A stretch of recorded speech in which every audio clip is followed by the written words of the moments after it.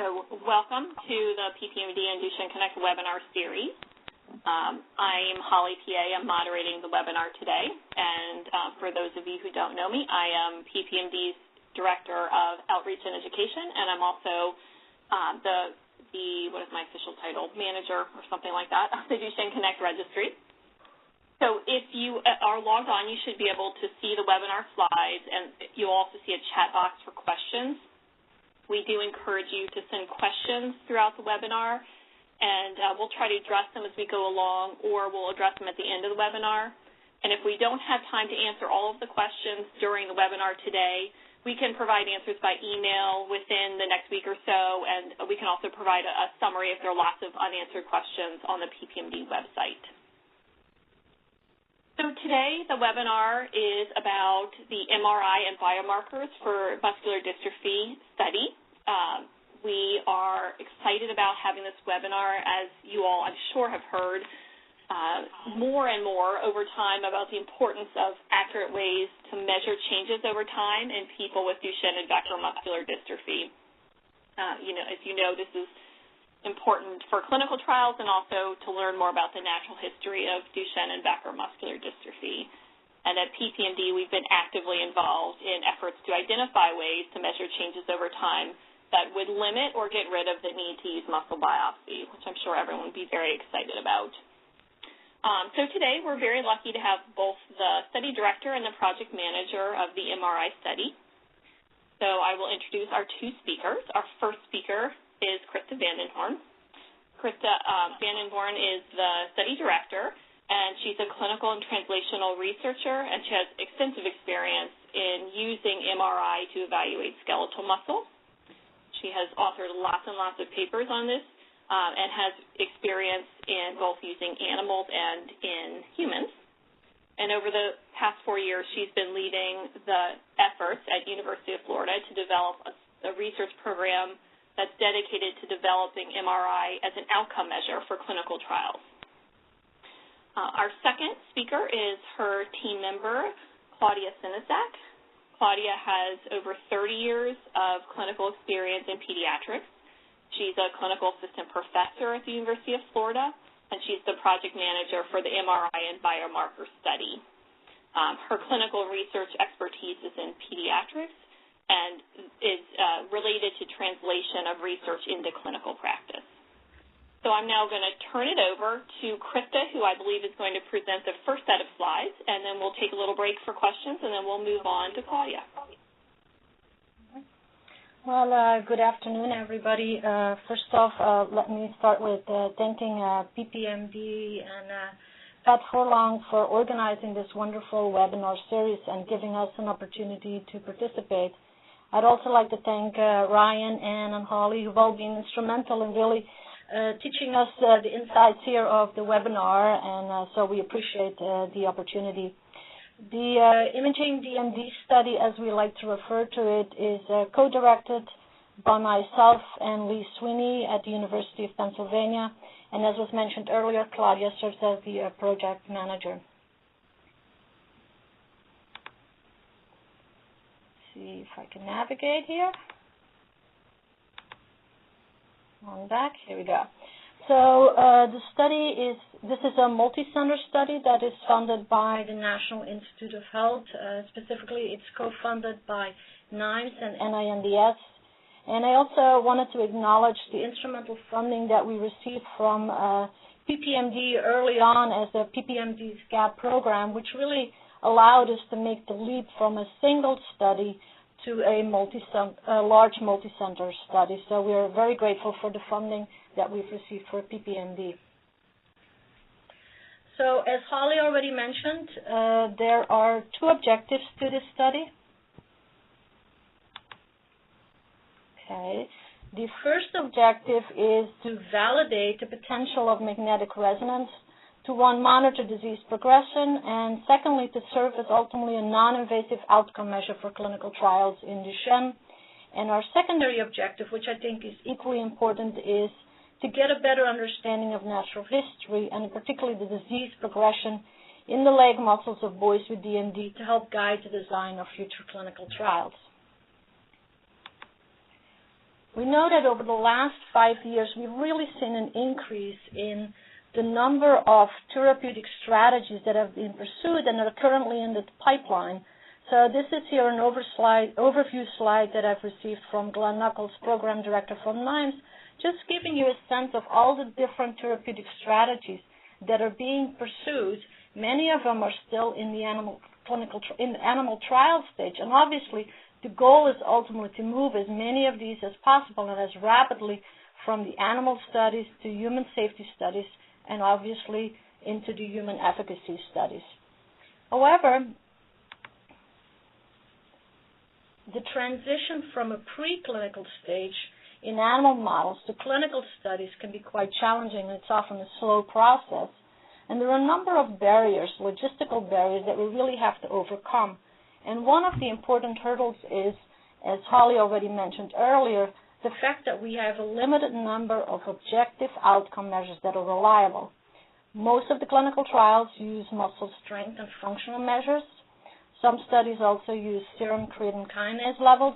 And then finally, of course, muscle biopsies.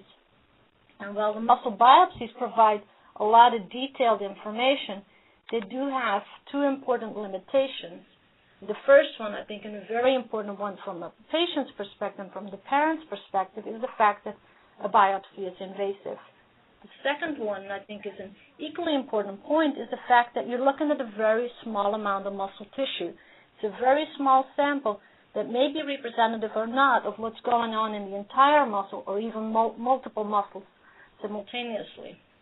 So we really have just a tiny amount of snapshot of what we're looking at. So our goal has really been to develop magnetic resonance imaging to study muscular dystrophy. And we're looking at two techniques that we utilize. Most people, I think, are familiar with magnetic resonance imaging, or MRI, which provides you detailed structural information. So on the left side here, you have an MRI. This is taken of the lower leg. It's a transaxial image that we see here. Okay, and this provides us a lot of detailed structural information. Another technique that we use is called magnetic resonance spectroscopy. It uses the same machine, the same magnet, but it provides, instead of a picture, it actually provides biochemical information. And so on the right side here, you can see here is a spectrum that's acquired of a leg muscle, and it provides detailed biochemical information. For instance, here you can see lipid levels, you see choline, and you can see creatine. And so we use both of these techniques in our study. So just to recap, why magnetic resonance imaging and why are we doing spectroscopy? Like I said, future clinical trials, we really need objective outcome measures. We believe these objective outcome measures ideally are not invasive, and they allow us to do longitudinal studies. And so using MRI, it provides detailed structural information about multiple muscles simultaneously, and MR spectroscopy can provide information about the chemical makeup of the muscle.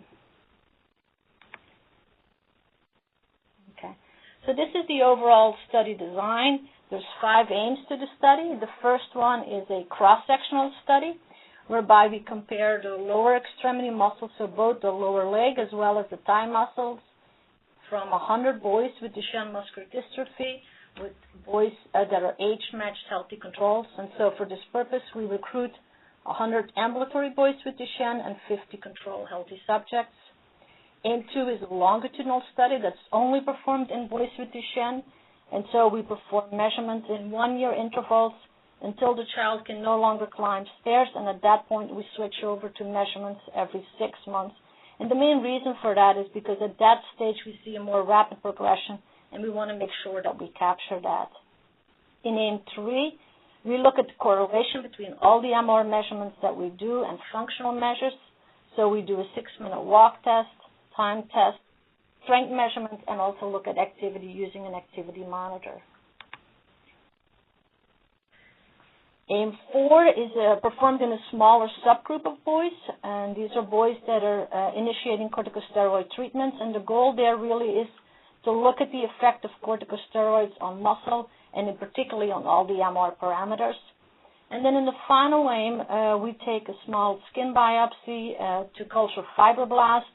These fibroblasts are cultured at the University of Pennsylvania in Lee Sweeney's lab.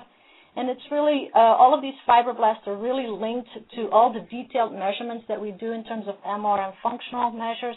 And so the goal is ultimately to be able to do mutation-specific drug screening on these cells that have been linked to all this information. So these are the 5 aims that we are pursuing in our study.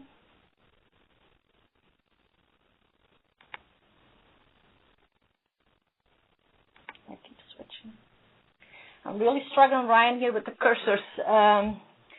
So how do we validate magnetic resonance as a biomarker for Duchenne, or what is the type of information that we can get with this?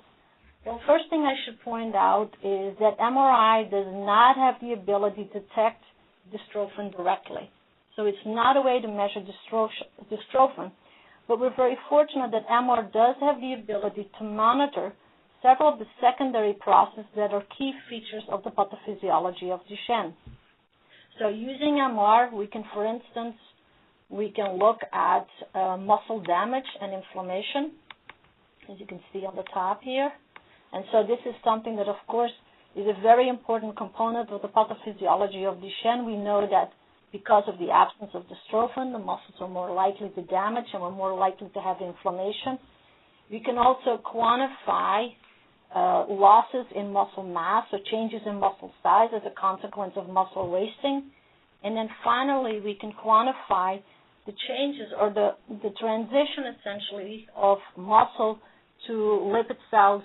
What we know is that as the disease progresses, that the muscle cells are progressively replaced by non-contractile tissue, and in particular, there is accumulation of intramuscular lipid and fibrosis. So this is something that we focus on a lot to try to quantify this component. So the next slide here shows you our setup. So all of the images at the 3 sites are performed in 3T whole body magnets. We do not use sedation, and we don't use contrast agents. So the child lays on their back in the magnet. We typically have a parent in the room as well as one of our staff members to make sure the child is comfortable. So we're able to do these measures without sedation or without contrast agents in boys as young as 5 years old. So here is one of the first set of images that were acquired. So this is what we call a T1 weighted image of the lower leg. So this is, if you look at the image here, you can see that, let me draw on this, okay. We have here, image on the left is an image that's acquired in a control healthy subject. You have here on the outside, this white is fat, subcutaneous fat. We have here the tibia bone of your shin bone. And so what we will look at is the muscle, which is normally in a control healthy subject, appears gray and it has a homogeneous signal intensity. If we look on the right side in the child with Duchenne, you can see that there is much more structure inside of these muscles. For instance, if you look at these gastrocnemius muscles, you can see that the white that is appearing inside of the muscle.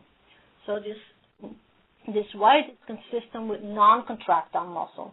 So this is an important measurement because we're trying to quantify how much of the muscle has been replaced by non-contractile material, because the non-contractile material is obviously not functional. And so you can also see when you look at, particularly if you look at the next slide, these are now images acquired of the thigh muscles. You can see again on the left side, you have the control subject.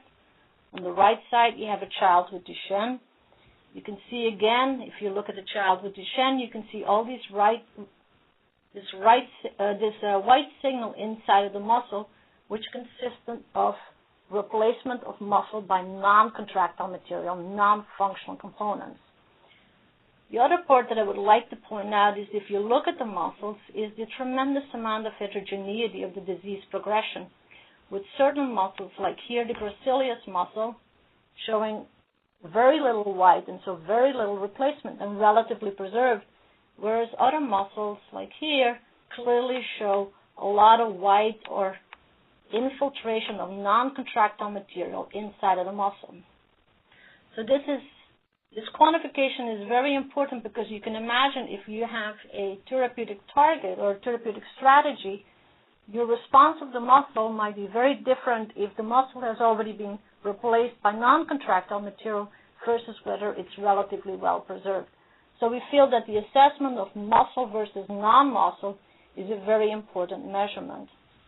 The other point I would like to make, if you look at the red arrow here, is that the heterogeneity is not just so across muscles or among muscles, but even within the same muscles, you can sometimes see that there is fat in certain muscles, that there is replacement of non-contractile material in one area of the muscle, whereas the other part of the muscle is well preserved. So the overall take-home message of this slide is really to show you that there is a lot of variability in disease progression across muscles and even within the same muscle. So the next slide shows you here just some examples of disease progression if you're trying to quantify contractile versus non-contractile material. This is here the thigh muscles of boys of different ages. So we start out here, the first boy is age 5. You can see if you look at the muscles, overall it looks homogeneous, gray signal all across, versus if you look at increasing ages, you can see here, for instance, all the infiltration by hyperintense signal, which is consistent with the accumulation of non-contractile material. Particularly if you look at the child here at the age of 14, you can see certain muscles preserved, like gracilis and sartorius here. These muscles appear well preserved, whereas the quadriceps muscle here shows a tremendous amount of infiltration by non-contractile material.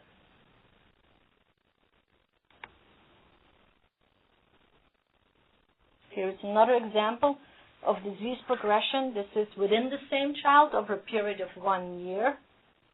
This is a 9-year-old boy with Duchenne, which showed a tremendous amount of progress in 1 year time and lost ambulation during that year. So if you look from baseline to the 1 year time point, you can clearly see that, for instance, if you look at the peroneal muscles here, there's a muscle here where I have my yellow marker. You can see there is a lot more infiltration by this white signal or non-contractile material. The same is true when you look at the soleus muscle. That's over here. That's this long muscle. You go from one time to the other, you can clearly see there is more white signal inside of the muscle, which is consistent with loss of muscle tissue and increase in non-contractile material. The next slide shows the same phenomena, but now in a more quantitative way. So we plotted here the data as a bar graph. So if you look at children that are younger than age in general, and we look at the thigh muscles, we really see that most of the muscle is preserved. There's not a lot of non-contractile material. However, around age 8 to 10, we can start seeing a progressive increase in the accumulation of non-contractile components inside of the muscles, in the majority of muscles. If you look, for instance, here at the gracilis muscle, you can see that this particular muscle, I'm going to show it also on the image here, this is the gracilis muscle, relatively preserved compared to the other muscles. Again, showing the heterogeneity that exists across muscles. Okay. Another important measurement that I mentioned earlier was the assessment of muscle damage and inflammation. So the way that we try to do that is using a parameter that's called T2. T2 has been measured a lot in the sports medicine literature looking at eccentric injury, and so we know that with eccentric injury or any kind of muscle damage that it impacts the T2 values.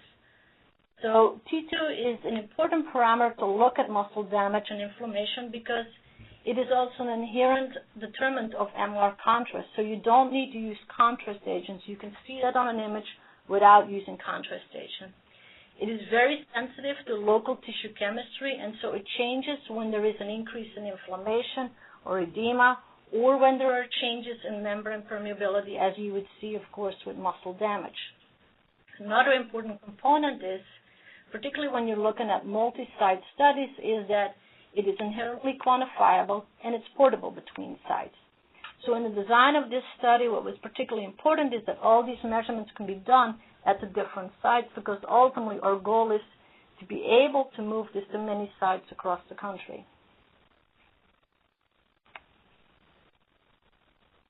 So the next slide shows you here what's called a T2 weighted image of on top, a 13-year-old boy with Duchenne, and on the bottom, again, a controlled subject. So these are, again, the lower leg muscles. So we have here the calf muscles on the bottom here. Here is the shin bone again. So if you look at the child with Duchenne versus control, again, I would like to point out the heterogeneity in the tissue, in the muscle itself. So if you look at these muscles, you see there's a lot more structure. There's a lot more changes compared to what you see in the controlled subject. Also, again, note the heterogeneity. For instance, here in the front, the tibialis anterior muscle, there's much more preserved. It does not have this heterogeneity inside of the muscle compared to some of the other muscles. However, on the right side now, we have a measure of T2. So here you can see that for all the muscles that we looked at, even the muscle that appears more preserved, the TA here, this is a muscle that on the image looks relatively preserved. For all of these muscles, clearly the T2 values in boys with Duchenne are much higher than that of controls. Another important component when we're developing outcome measures for clinical trials is the test-retest reliability.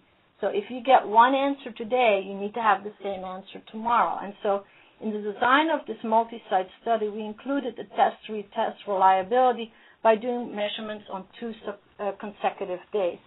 So here are, again, the T2 values. You can see T2 in a number of subjects, and we looked at day 1 versus day 2, and you can see that the test-retest reliability of the T2 measures is very good. In this slide here, we show the T2 values in boys of different ages. So on the bottom here, we have control subjects. These are the green dots, are control subjects. The dashed lines show you the 95% confidence levels for the controls. And then in blue, we have measurements performed in the soleus muscle, that's a lower leg muscle, and in red, vastus lateralis, which is the thigh muscle. So the first thing I want to point out is that in all of the boys with DMD, independent of age, they all had T2 values that are higher than the controls. So even boys that still seem to perform very well on the time test, that have the same speed for walking, when we look at their T2 values, even at 5 years old, they're already elevated. What we see next is that with increasing age, you can see an increase in the T2 values in the boys with more rapid changes in the vastus lateralis, which is the thigh muscle, versus the soleus, which are lower leg muscles, which is consistent with what we know with the progression of the disease.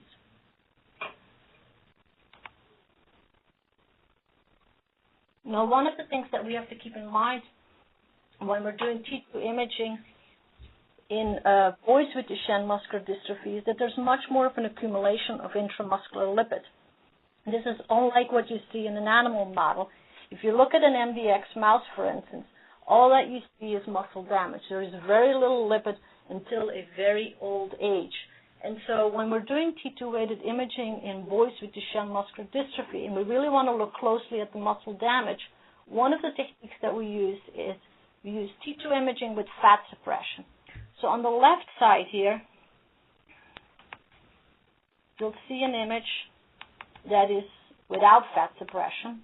And so you'll notice again that the fat that's underneath the skin here, the subcutaneous fat, appears very bright. Also, the bone marrow is very bright. Whereas if you look at the right side, you can see that the fat signal, which is normally here right underneath the skin, that fat signal is now relatively dark. Okay, that's because we have suppressed the signal that is coming from fat. But what you also see at the same time, when you look inside the muscles now, you can see that, for instance, the soleus muscles appears very bright. And this is really the way that we try to look at muscle damage and inflammation by essentially overriding the signal that's coming from lipid. So this is a really nice way to look, particularly in the younger boys, at muscle damage and inflammation. And then the last measurement that we do focus on is the quantification of lipids or intramuscular fat. So as I mentioned earlier, we do this using a technique that's called magnetic resonance spectroscopy. So rather than an image, now we have a spectra. And so in this case here on top, we have a spectra that's acquired from the control healthy subject, and on the bottom of a child with Duchenne muscular dystrophy. Now, I would like you to focus on this peak here on the right. This is the lipid measurement. The large peak is water. So this water is primarily coming from muscle. And so you can see that when you look at the spectra that there is much more lipids over water in the boy with Duchenne muscular dystrophy versus a control healthy subject. You can also look at that with disease progression. Here we have a 9-year-old child over a 2-year period that we followed. So on the top here, you have the spectra that's acquired of the soleus muscle, and you can see that at baseline, we have here lipids, you got water. We look 2 months later, 6 months later, 12 months later, and 2 years. And you can see when you look at the 2 years, there's very little water left compared to the lipids. So the majority of the muscle has been replaced by intramuscular lipid.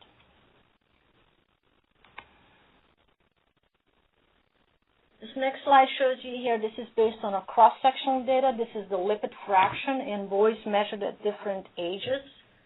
Again, we have the control subjects here. This is represented by these dashed, with the dashed lines here. It shows you the 95% confidence levels for control subjects. And then in red, we have the data for the soleus muscle, which is a calf muscle. And then in blue, we have the data for the thigh muscle. And so you can see that when you look at 6 years old, it's slightly higher than what we see in controlled subjects. And then there is a progressive increase, particularly in the vastus lateralis. So the blue data here really show you a much more rapid increase in the accumulation of lipid fraction in the vastus lateralis compared to the soleus muscle. So just in summary for our study, that we believe that MRI and MR spectroscopy can really give a lot of valuable information about disease progression in Duchenne muscular dystrophy. It provides information about multiple muscles simultaneously, and it really has a very large sampling area compared to muscle biopsies. The data are highly reproducible. We have retest values that are below 5%. These measurements can be accomplished without sedation or contrast agents, even in younger children as young as 5. The measurements are non-invasive, they're objective, and they're not dependent on motivation or effort.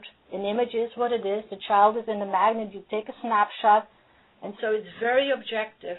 And then finally, we think that MR measurements and MR spectroscopy are very well suited for longitudinal studies, as we may need in clinical trials. And then I just have one more slide before I hand it over.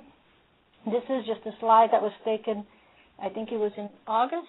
We had our investigators and advisory board meeting.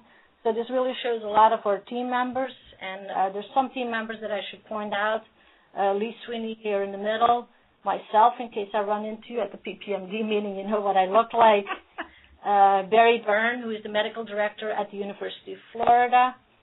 Barry Russman and Rooney, who are at Oregon Health Science University and Shriners Hospital. And the person that's not visible here is Richard Finkel, who is the medical director and the PI at the Children's Hospital in Philadelphia. We've had a terrific advisory board meeting, has been very instrumental in helping shape the study. And in particularly, Carrie Miselli from UCLA has been very instrumental in providing feedback, and she serves as the chair of our advisory board. So I think this is the breaking point, and I'll be glad to take some questions. Great. Thank you so much, Krista. That was very interesting. So we have a couple questions from the group, and then I have a couple questions, and we won't take too long, so make sure we can hear from Claudia, and then hope to have a few more minutes at the end for some more questions. A couple questions we got from the audience. So one of them was, are the parents provided an image of each test and an interpretation, parents who participate in the study?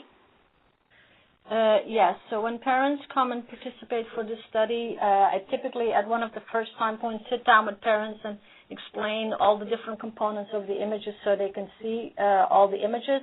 And if they would like to have images, we typically provide them with a DVD with the images on. Okay. So this is a follow-up that's coming from me.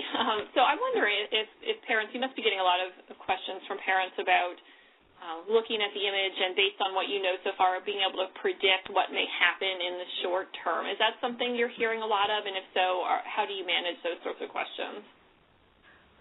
We sometimes do, and the reality is that we cannot really predict. Right now, we're still learning a lot about the disease progression and the changes that happen in muscle. So we typically share with them the knowledge that we do have and the observations that we make, and we let them know that at this point we're still learning a lot. Great. Okay. We have a question that asks whether you're going to be looking at the results and correlations with particular mutations and how those mutations might correlate with the results you're seeing on your MRI. So at this point, all of the boys that are in the study, we have the genetic information on their disease. If they have not done a genetic test beforehand, we have it done as part of our study. So that information is tracked. So we have invested a lot of resources in developing a really good centralized infrastructure so that we can cross-link information, demographic information, genetic information, functional information across all the parameters. So our goal will be to look at that, but we have not done that yet. Very good. We have a question about ultrasound, so why not use ultrasound? And I guess the subtext there is how is the information you're getting through the MRI different than what you would get by using ultrasound? Mm-hmm. The biggest difference is that fact that you can look at lots of muscles simultaneously. Ultrasound is typically more effective when you're looking at superficial muscles. It's harder to look at deeper muscles. So if you look at the disease progression and how heterogeneous it can be across muscles, we think it's very important to look at multiple muscles and not just looking at certain superficial muscles. We are doing another collaborative study with Carsten Bonnemann at NIH, who clearly has an interest on ultrasound, to look at some of the correlations between ultrasound and what we see on MR imaging. But right now, our preference is really using MR imaging because of its ability to look at so many muscles at the same time. Mm-hmm. Okay. Okay, we have a question. I'm going to ask just two more quick ones, and then we'll move on. So a question about the bones. So there's a question about why the bones appear smaller in the Duchenne boys than the normal controls. That's just an artifact of displaying the image. I didn't even notice that, but the bones are not different in boys with Duchenne compared to controls. But it might have been that one image was at one age and the other, they might not have been the same age. But that's just, it depends sometimes too the field of view by which the data are acquired. If they're acquired in a slightly different field of view, but that's not real. We do not see differences in certainly the images that we've been looking at between the bones in size. Okay, one more, and then we'll move on to Claudia. So we have a question about whether the FDA has indicated any interest in using these as criteria for approval. And I'd like to actually broaden that and say not just the FDA, but how much interest have you had, if any, from individuals who are proposing or running clinical trials for considering the use of MRI? We've been certainly had a lot more interest over the last 2 years as more people are aware of the power of MR imaging. We also have on our advisory board some individuals representing pharmacy to make sure that we know what the challenges are. And we've had, I'd say, 3 studies now with 3 pharmaceutical companies that have indicated an interest in wanting to work with us to use MR imaging as an outcome measure. That's very exciting. Okay, so there are a couple additional questions. I'm going to leave them until the end and hope we can get to them. There are a couple very specific questions about your research protocol, and those are easily answered after if we don't get to them on the call today. So I'm going to go ahead and turn it over to Claudia and hope that then, like I said, we'll have a bit of time at the end to answer some more of the questions that have come up. Okay, good afternoon. Now that Krista's gone over the science part of this study, we wanted to give you information about how you can get more involved and how you can learn more about the study, how can you enroll your child in this study. So what you're looking at right now is our website, which is www.imagingdmd.org. And this was one of the very first things that we put together so that we could reach a lot of people around the country and really around the world. There are 3 sites that we are currently enrolling in. CHOP, which is in Philadelphia, and the medical director there is Dr. Finkel. OHSU, which is in Portland, Oregon, and the medical director there is Dr. Russman. We are also at the OHSU site, we are in collaboration with Shriners Hospital. OHSU and Shriners are next door to each other, and so it allows us to utilize both of those facilities. And then, of course, the University of Florida at Gainesville with Dr. Barry Byrne as our medical director. And you can just see down in the right-hand lower corner of this is an image, which is our cover page from the website, and then our map, which shows you the 3 sites that we are recruiting for, and this allows for people all over the United States to have easy access to this study. I wanted just to give you a quick overview of the site. When you go there, there's a page about enrollment, and I'm going to go into more detail about how you can enroll in this study, and we are still accepting boys for this study. And then there's another page that tells you in detail, like Krista was going over the science behind the study and why we're using MRI and MRS. And then the other thing that you'll find on that site will be our collaborators and a little bit about each site individually. And then an important part of this is the parent login.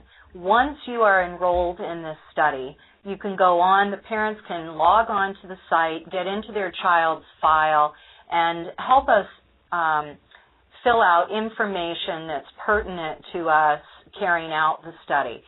Demographic information, initial medical history, and medications.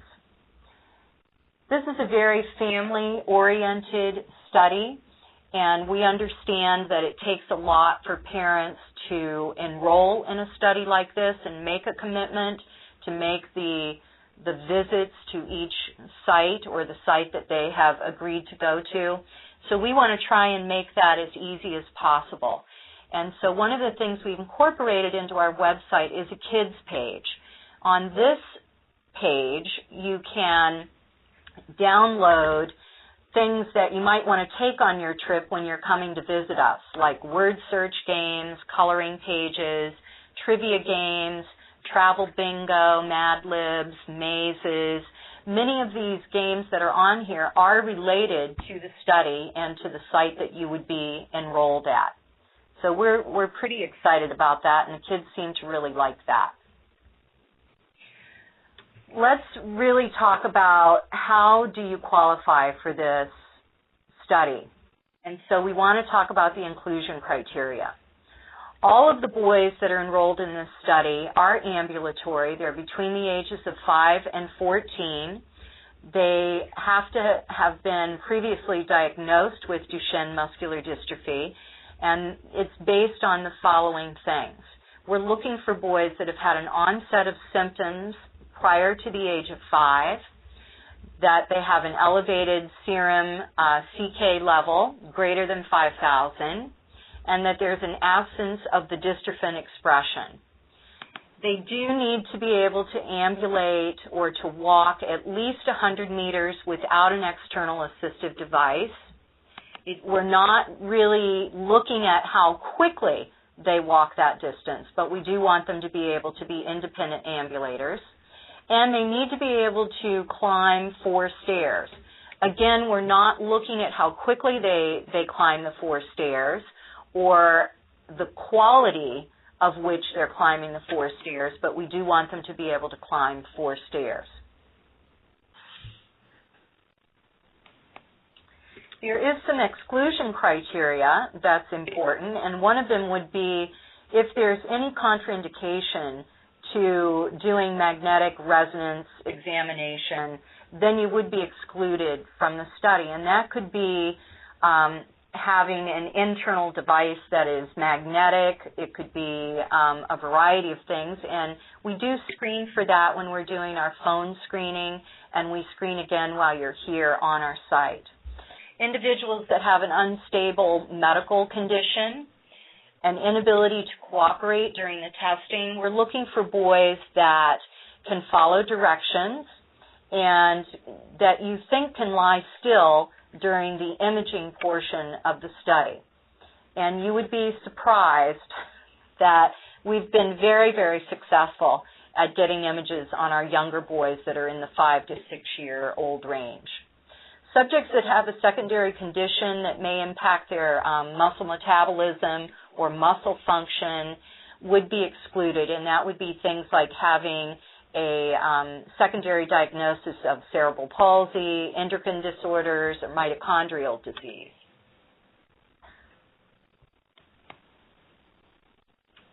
The process of enrollment, how do you get more involved? And again, let me say, we are still enrolling, and we're really, really excited about the study.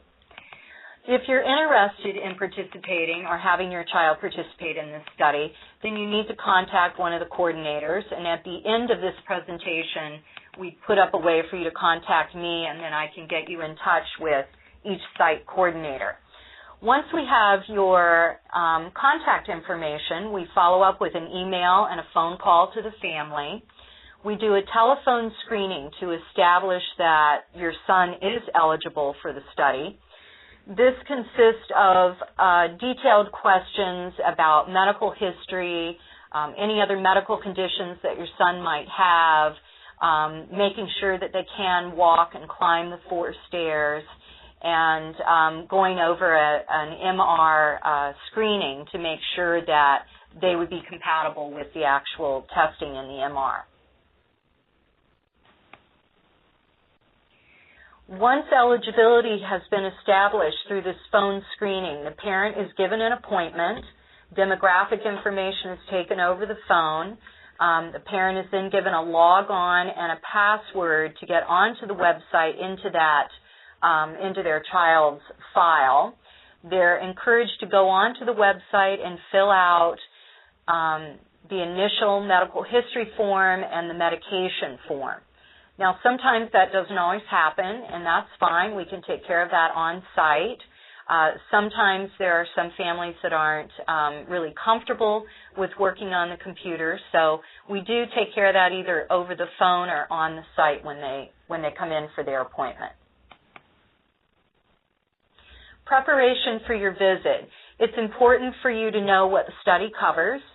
So our study covers travel to and from whichever site you choose to participate at, and that could mean renting a car, that could mean reimbursing for gasoline, it could mean airfare to and from our site.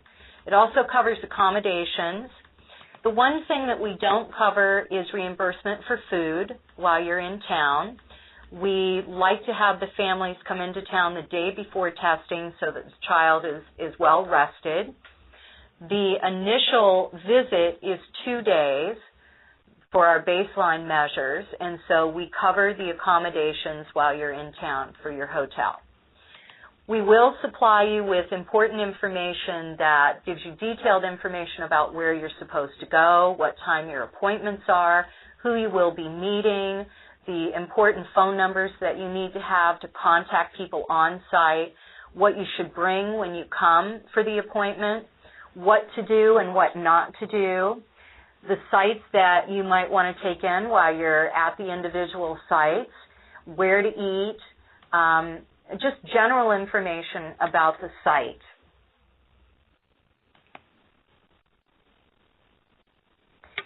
The next thing that we need to take care of is the informed consent, the signing of the informed consent.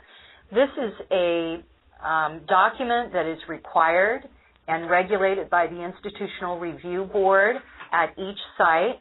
You'll probably hear people on the site refer to it as the IRB. It explains what will be done during the testing and during your participation in the study. It will talk to you about the MRI. It will talk to you about spectroscopy. It will go over the functional and the strength testing. It will talk about the skin biopsy. We are taking the skin biopsy only at one time point. Taking a blood sample, if we need to do that, a lot of the boys have already had the genetic testing done. So this is for families that have not had that done. That is included in the study. And then how we are going to store your medical information and how we will protect your child's identity. It also goes over a description of the Tanner scale, which is a scale of puberty, and we'll talk about that in just a moment. What happens while you're on site? What happens during the first visit when you come for testing? Like I mentioned, the first visit, the baseline measures are taken over 2 days, and part of that is to show that we have reliability of the MRI measures.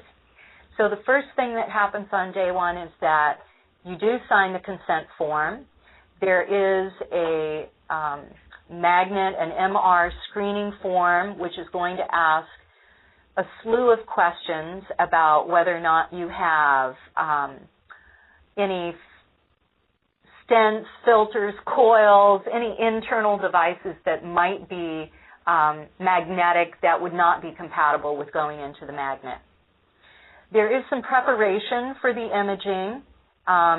We would like the boys to use the bathroom before they go in and lie down in the magnet for about an hour and a half. They select a movie because the boys watch a movie while they're in the magnet. This helps keep them distracted and helps keep them still while they're in there. And then we always aim for success. We try not to make this a scary event for the boys that are participating. Everybody's really upbeat on the team. Everybody's very child-friendly. We're very family-oriented. We know that it can be a stressful situation for you to come and join us for this study. And so we try to make everyone just as comfortable and relaxed as possible. On that same first day, we do like to have the skin biopsy done on the first day, but it doesn't always work out that way. So we're flexible on when the skin biopsy can be taken. It might be done on day 2 or it might be on a subsequent visit. And then if we need a blood sample taken, if there hasn't been genetic testing done, then we'll have that done as well.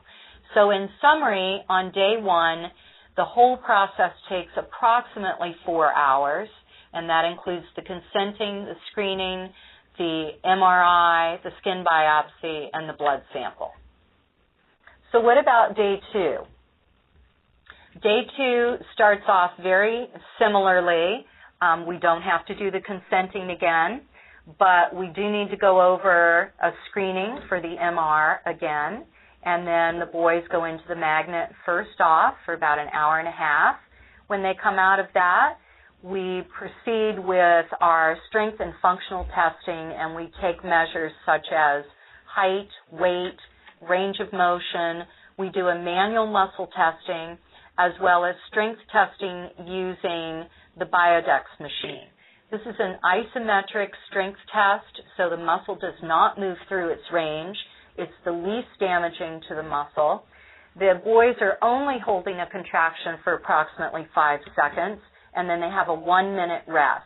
And we repeat that 5 times for the 2 muscle tests that we do with the Biodex machine. Again, we're aiming for success with everything that we do, so we really try and keep the whole thing upbeat, fun, keep the boys distracted from the things that they don't need to pay a lot of attention to, and then keep them really focused in when we need for them to focus. So in summary, day 2, again, is about 4 hours. There's it says consenting, but you don't do consenting on day 2. There is the screening, the MR, the strength, and the functional testing. We also do the Tanner scale or the Tanner evaluation each visit, each time point that they come to the site. This helps us understand the biological age of the child. It helps to evaluate the child's puberty status and changes over the course of the study. We know that the boys with Duchenne muscular dystrophy have delayed onset of puberty, and so we're looking at that as we take these different measurements over the course of the study. This is important to discuss this with your son before they come to the site. When you log on to the website and you get into your son's file, there is a form that you can go to that explains the Tanner evaluation. There are also some pictures that you can look at. You can actually do the Tanner assessment with your son prior to them coming to the site, so that this isn't something that seems really odd to your child when this evaluation is done. This is always done by a physician or a nurse. It's done in a very secure and private area so they're not embarrassed.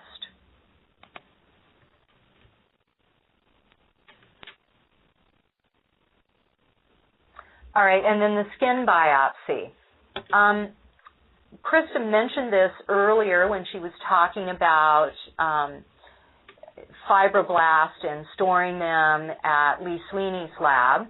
These cells can be used in future studies to look for disease modifiers and to create myoblast in culture for mutation-specific drug screening. So we think this is a really important step in collecting data in this population. The procedure is very quick. It's a very simple procedure. We do understand that the boys go through a lot of procedures. So what we view as simple, they often do not share in that, and so we understand that it can be traumatic. We try to make it as simple and non-threatening as possible. We put a topical anesthetic on the skin, a cream that's left on for about 15 or 20 minutes. They're then given a local anesthetic, which is 1% lidocaine. There's a very small amount of skin that's taken from the upper arm, about 3 millimeters or less. This is done with what's called a punch biopsy tool. They will feel a slight amount of pressure during the procedure, but we distract them with a phone and games on an iPad. There are no sutures that are involved in this procedure. The post-care is really just a topical antibiotic cream and a Band-Aid. There might be some itching as the site heals, and usually there is no scarring. And that brings us to the end of our webinar, and of course we are here to answer any questions that you have, and I've also put up there, if you're interested in more information, if you think that you would like your son to participate, I would love to hear from you. Thank you, Claudia. That was very, very helpful. I really appreciate, I'm sure the families really appreciate your being so upfront about exactly what's involved with participation and the sort of the good and the bad. So that's really helpful. Thank you very much.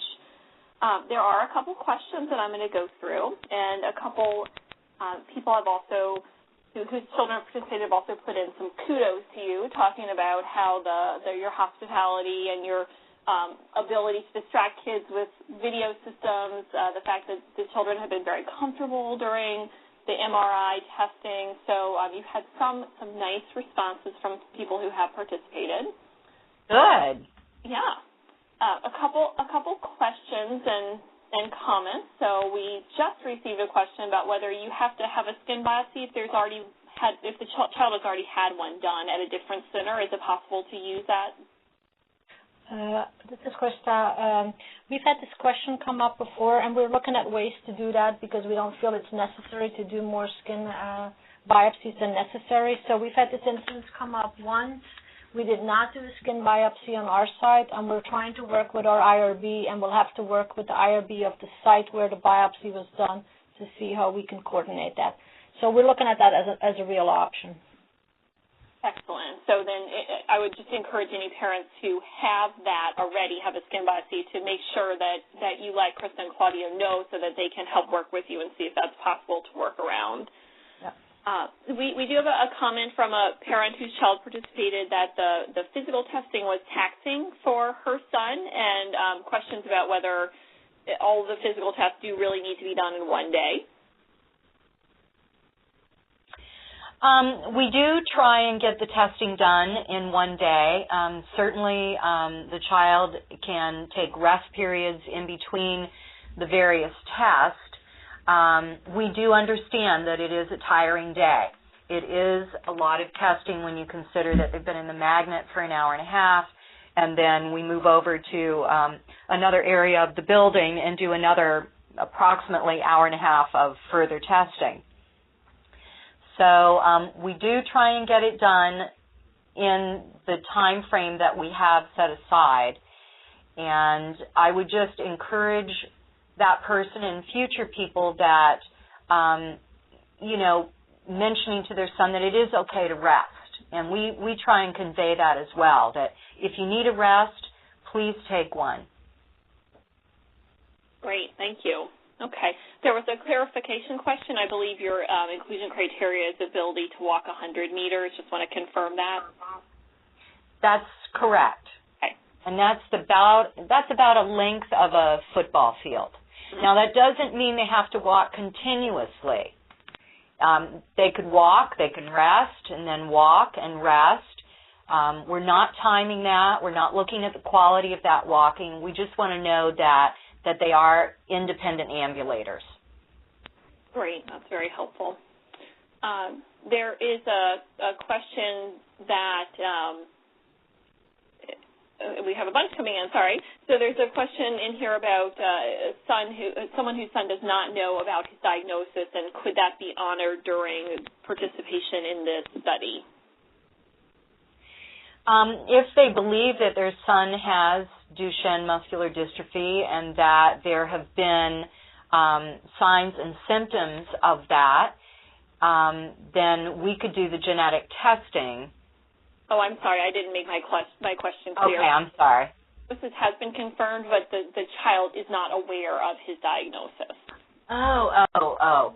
That's not a problem. We don't specifically, sit with the kids and say you have Duchenne muscular dystrophy. We just go from one thing to the next and say, isn't this great? We're going to get a picture of your muscles, and, isn't this great? We're going to see, what you can do sitting in this chair with this funny little pad. And so we're not really talking to them about Duchenne muscular dystrophy. Okay, excellent. I have a question about how many visits are required to participate in the study. The first visit is 2 days, and then subsequent visits are annually. So Krista mentioned that once the child is unable to climb 4 stairs, then we would start seeing him every 6 months. And then at some point along the way, and it may be over the course of the study, which is a 5-year study, if they get to the point where they can't walk 10 meters, then they would have 1 additional visit after that, and then that would complete their participation in the study. Great. That's very helpful. Okay, so we do have a couple more questions, but we're actually running out of time, and the questions now are quite specific, so I think they would actually be very good questions for us to forward on to Claudia and Krista, and they can answer them for us, and we can then send those questions on to the people who posed them. Okay. We will be putting the slides and the audio of this up on the PPMD and the Duchenne Connect website, so please feel free to come back, encourage others to come and listen to it. And you are more than welcome to get in touch with me, Holly, PA. My email is holly@parentprojectmd.org. You're welcome to contact me with questions or concerns, and I'm also happy to help connect you to Claudia and to Krista if you are interested in speaking more directly with them. So thank you very much. Ryan, do you have any final comments or thoughts?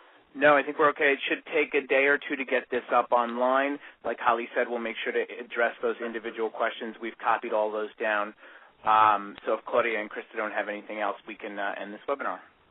The only thing I'd like to add, this is Claudia, I noticed on that last slide that my email address is not there. So Holly, if you could supply that. I don't know if you can put that in before it's posted.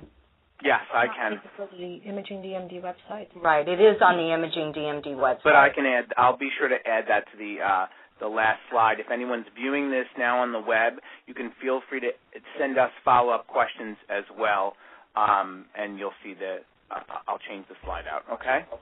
Thank you. Thank you. All right, look for this on the PPMD and on the Duchenne Connect website. We appreciate your involvement in our webinar. Thanks a lot.